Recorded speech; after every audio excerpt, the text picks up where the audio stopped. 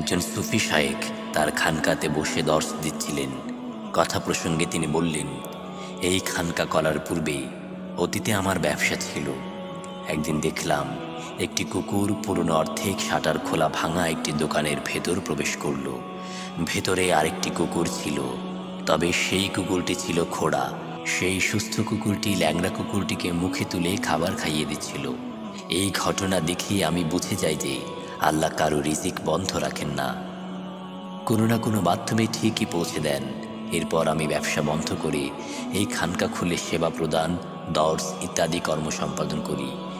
এই ঘটনাটি বর্ণনা করার পর শায়েখের সামনে উপবিষ্ট এক যুবক হাত তুলে অনুমতি নেয় একটি কথা জিজ্ঞেস করার।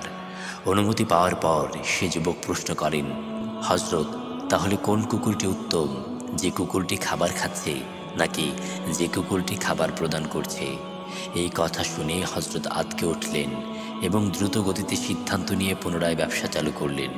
কারণ রিজিক তো আল্লাহই দেন, কিন্তু রিজিকের মাধ্যম হওয়া এবং আরও লোকজনকে রিজিকের ব্যবস্থা করার বিষয়টি অত্যাধিক ফজিলতপূর্ণ।